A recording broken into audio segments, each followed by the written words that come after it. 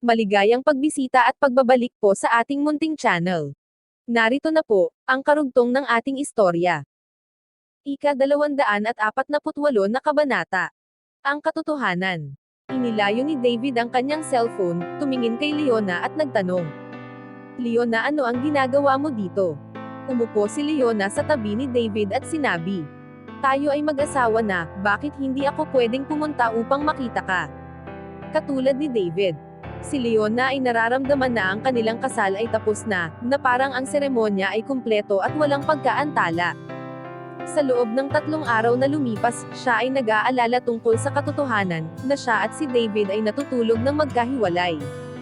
Iniisip niya na si David ay nanlamig sa kanya.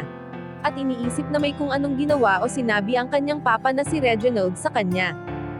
Si Leona ay hindi nagpakita upang imbitahan si David sa kanyang silid, pero nakaramdam siya ng sobrang palaisipan at pagkabalisa tungkol sa sitwasyon.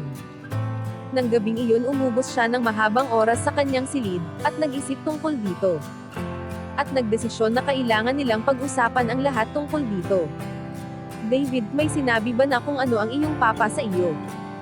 Si Leona ay nagpasya na tanungin ito ng diretsyo na ipinag-aalala niya. Si David ay nag-alangan dahil hindi sigurado kung ano ang sasabihin sa kanya. Ang katotohanan ay ang kanyang papa ay natatakot kay Alex na baka magalit sa Drake family dahil kay Leona. Kaya ipinagbawal nito ang pagtulog katabi ni Leona. Sa isip niya, paano ko sasabihin sa kanya ang totoo? Iisipin niya na ako ay isang duwag. Kinuha ni David ang kamay ni Leona at marahan na sinabi. Kinausap ako ng papa ko. Sinabi niya sa akin na bagaman tayo ay maayos at kasal, kailangan ko pa rin mag-focus sa aking career. Natatakot ito na masyado mo akong magugulo. Kaya malayo ako nitong mga huling araw. Leona, galit ka ba sa akin? Iyon lang ba ang mga sinabi niya? Mahinang tanong ni Leona. May masama siyang pakiramdam sa mga bagay na hindi ito simple, katulad ng mga sinabi ni David. Siyempre, bakit ako magsisinungaling sa iyo? Sagot nito. Marahan nitong hinimas ang kamay at tumingin sa maliit nitong mukha, nakakabighaning mata, mahabang pilik mata, at snow white na leeg. Iniisip niya na si Leona ang pinakamagandang babae sa mundo. Ang puso niya ay kinabahan, at marahan na lumapit, umaasa na mahalikan ito sa labi. Ang puso ni Leona ay nagsimulang tumibok ng mabilis. Nag-aalala siya na kapag nahalikan niya si David, ang mga susunod na bagay ay baka mawalan na ng control. Ito ang una niyang pagkakataon. At ayaw niya itong mangyari katulad nito. Nang hahalikan na siya nito, sinabi niya, David, gusto ko ng kape, pwede mo ba akong tulungan kumuha? Hindi pa siya handa. Kailangan niya pabigyan ng sarili ng kaunti pang oras upang maghanda. Kung uupo ka dito, aalis ako at igagawa ka.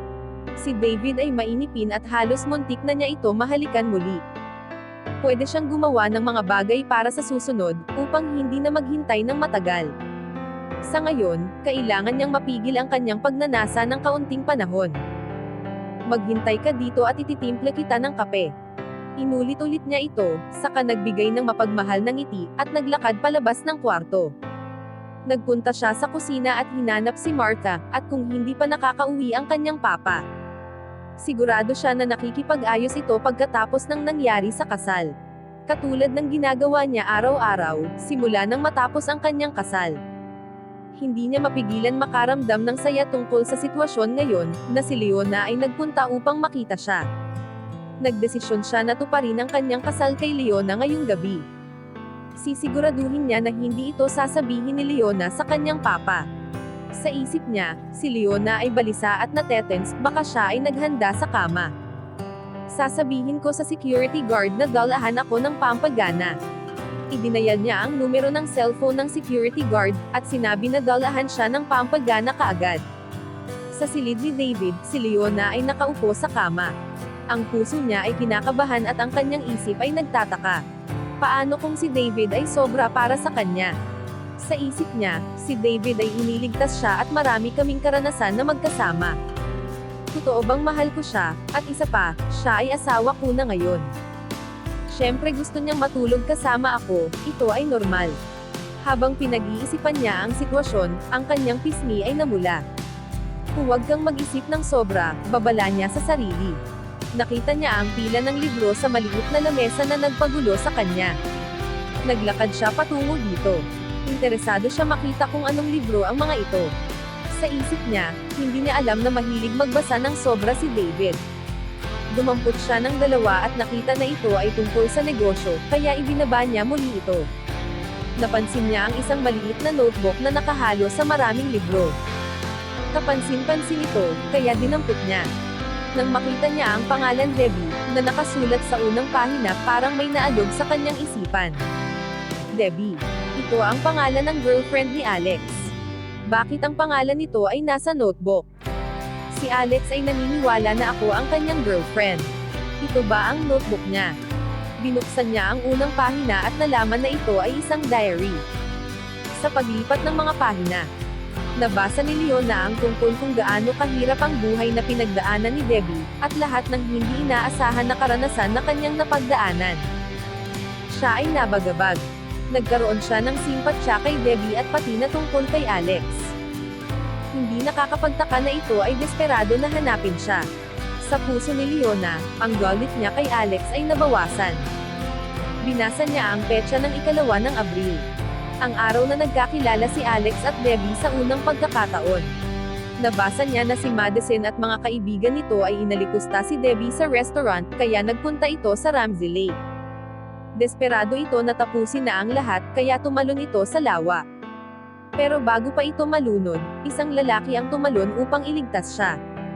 Sinabi nito na ang pangalan niya ay Alex, at natapos ito sa pag-upo nila sa bato, kumain ng risotto ng magkasama. Binigyan niya ito ng pag-asa para sa hinaharap. Pagkatapos basahin ang tungkol dito, si Leona ay nabagabag pero siya rin ay nagtataka.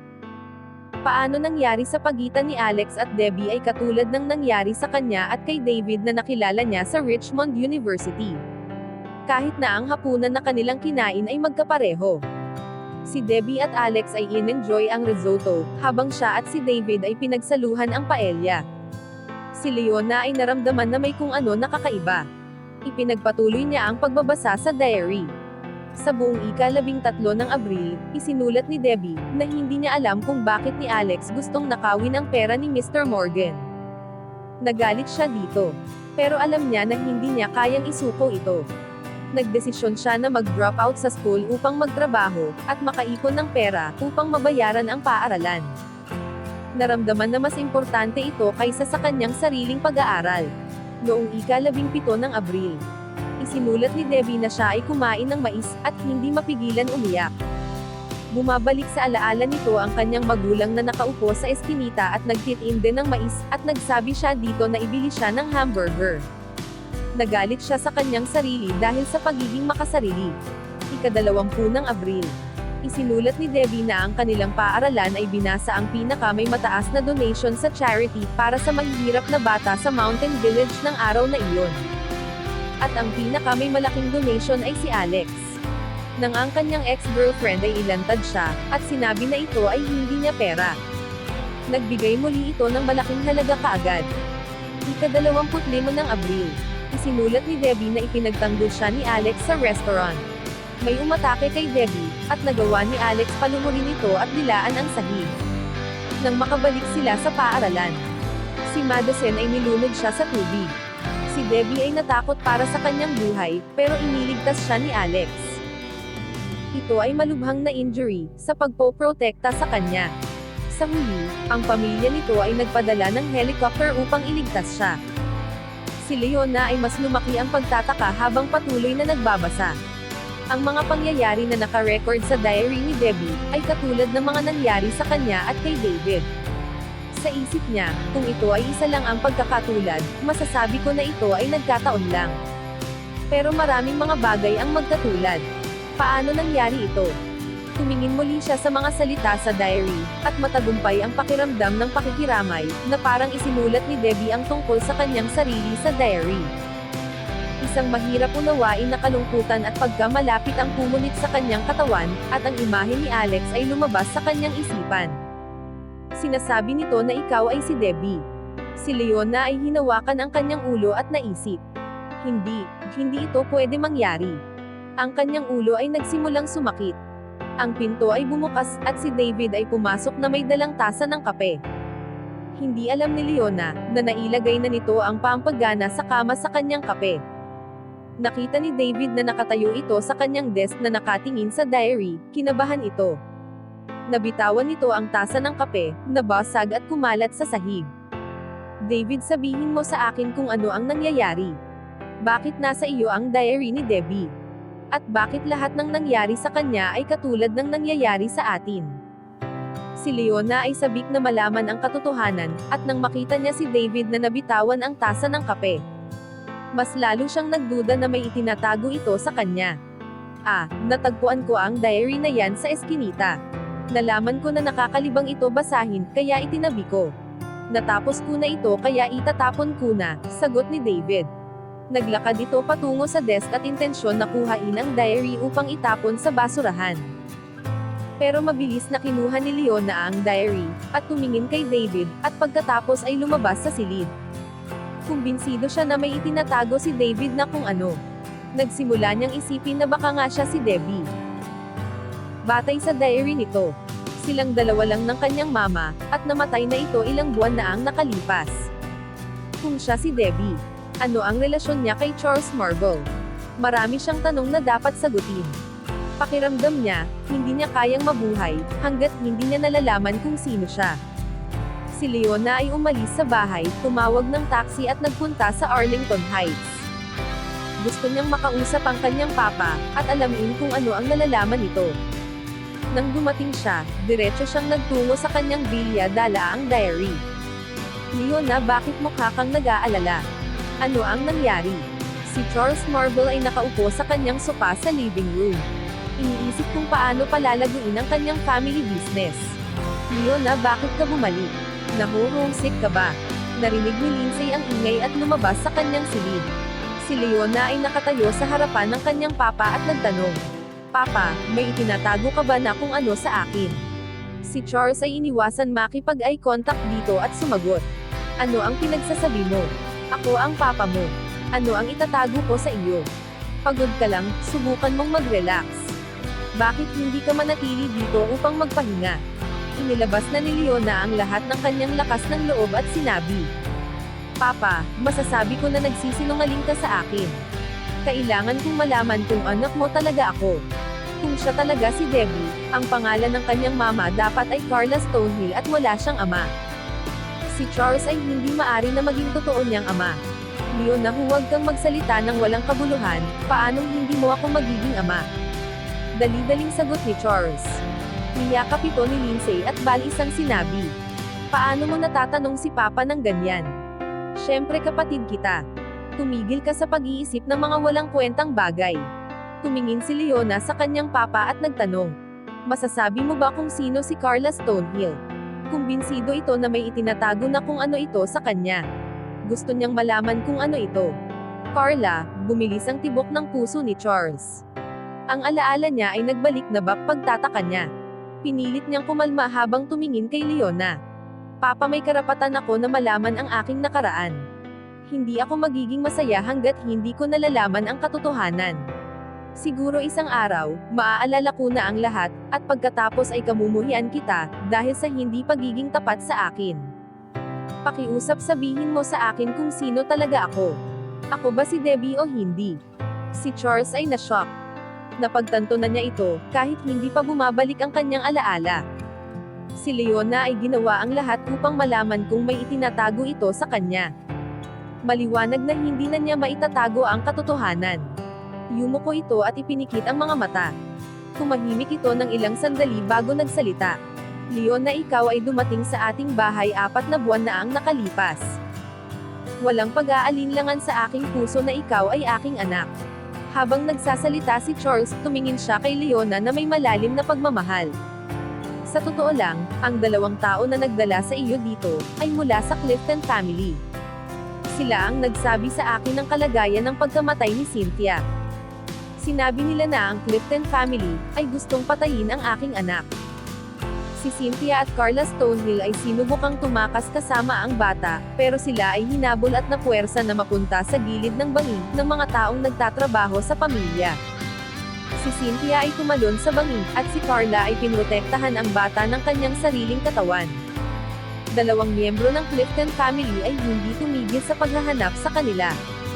Ang kanilang paghahanap ang nagturo sa iyo sa akin. Pakiusap huwag kang umiyak, wika ni Charles. Pinunasan nito ang luha ni Debbie, pero ito ay hindi huminto sa pag-iyak. Nagpatuloy si Charles sa kanyang istorya. Si Cynthia ay napakabait doon sa dalawang tao bago siya namatay. Ilang taon ang lumipas nang natagpuan kanila. Alam nilang kung iuwi ka nila sa Clifton family, ay papatayin ka. Kaya dinala nila ikaw sa akin. Ikaw ay may malubhang injury, kaya ipinadala kita sa hospital. Pagkatapos ng 10 araw, nagkamalay ka na pero nawala ang iyong memorya. May sinabi ba sila sa iyo tungkol sa aking nakaraan bago ang aksidente? Tanong ni Leona. Gusto niyang malaman ang lahat tungkol kay Debbie. Siya ba talaga ang Debbie na nasa diary? Ang sinabi lang nila, ikaw ay naaksidente sa New York hotel. Wala silang alam kahit ano tungkol sa iyo. Ang sinabi lang nila sa akin ay nang gabing natagpuan ka nila sa New York. May isang puwersa na mga taga-underground na naghahanap sa isang babae, na nagngangalang Debbie Stonehill. Baka ang pangalan mo ay Debbie bago ka mawalan ng alaala. Noong nasa hospital ka, may suot kang necklace. Tinanggal ito ng doktor upang gamutin ka. Nang magkamalay ka na, nalaman namin na nawala na ang iyong alaala. Sa isip ko ay mas mabuti para sa iyo, na hindi maalala ang iyong nakaraan, o ang totoo mong pagkatao. Kaya nagdesisyon ako, na hindi ibalik ang necklace sa iyo, upang hindi ito makapagpaalala sa iyong memorya. Itinago ko ito, at ibabalik ko na sa iyo ngayon. Si Charles ay naglakad patungo sa kanyang study room at mabilis na bumalik dala ang necklace, at iniabot kay Leona. Ito ay octagonal diamond necklace, na isinuot ni Alex sa kanyang leeg. Ito ay ang araw ng pagdiriwang na binuo ni Graham Stirling. Kinuha ni Leona ang necklace at pakiramdam niya ay pamilyar ito sa kanya. May mga imahe na pumasok sa kanyang isipan, pero mabilis din itong nawala. Parang may kung ano na nagising sa kanyang isipan. Umupo siya, at kumuha ng panulat, at binuksan ang diary. Sa unang pahina, sa ilalim ng salitang Debbie, nagsulat siya ng Debbie. Maliwanag na ang sulat kamay ay magkatulad. Leona, ito ay ang iyong diary, wika ni Lindsay sa pagkabigla. Si Leona ay hindi nagsalita. Binuksan niya muli ang diary, at tumingin sa mga salitang nakasulat sa loob. Ang mga imahe sa kanyang isipan ay nagsimulang luminaw. Ang babaeng nahulog sa Ramsey Lake ay siya. Ang taong nagligtas sa kanya ay si Alex. Ang taong nagtanggol sa kanya ay si Alex na kanyang tinuya.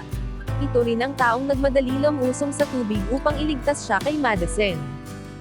Dahan-dahan niyang naalala ang pagkanta kasama ang kanyang banda sa audition. Naalala niya si Alex at Justin noong sila ay nasa isla. At ang pagiging estudyante sa Preston University. Ang lahat ay nagsimulang bumalik sa kanyang alaala. Siya ay si Debbie. Pagkatapos ay naalala niya ang nangyari sa DC. Si Alex ay sinusubukan na ibalik sa kanya ang kanyang alaala. Hindi niya naiintindihan ang intensyon nito, at natapos sa pananakit sa kanyang puso. Nagsimula siyang mag-guilty, tungkol sa kanyang pagtrato dito. Gusto niyang makita ito, upang makahingi agad ng tawad, at sabihin na mahal pa rin niya ito. At gusto nito na maging girlfriend siya nito muli. Nagsimula siyang umiyak at ang kanyang katawan ay nayanig. Bumulong siya sa sarili. Natatandaan ko. Naaalala ko ang lahat. Ako si Debbie. Hindi siya nagsisinungaling, ako ay girlfriend niya. Leona, naaalala mo na. Pilitin mong kumalma. Mabuti at nagsimula ka ng makaalala.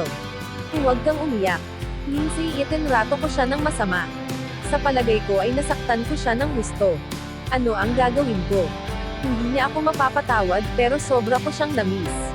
Gusto ko na bumalik siya sa akin, ano ang gagawin ko? Si Debbie ay umiyak ng gusto na maalala niya ang araw ng kanyang kasal.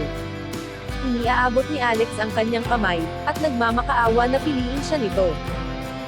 Ang puso niya ay nasaktan nang maisip niya ang tungkol sa pighati na idinulot niya kay Alex. Willing siyang ipagpalit ang 50 years ng kanyang buhay, upang ibalik kung ano ang mga nangyari. Hindi siya nag-aalala kung gaano kasakit ang kanyang nararamdaman. Ayaw na niyang magdulot ng kalungkutan muli kay Alex. Galit ako sa aking sarili ngayon kung paano ko siya tinrato.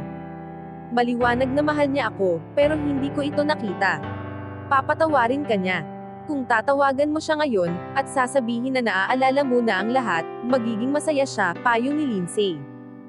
Namimiss na rin niya si Alex sa loob ng ilang araw, pero wala siyang lakas ng loob upang tawagan ito. Alam niya na imposible para sa kanya at kay Alex na maging magkasama. Magiging masaya siya na makita ito kasama ang kanyang kapatid.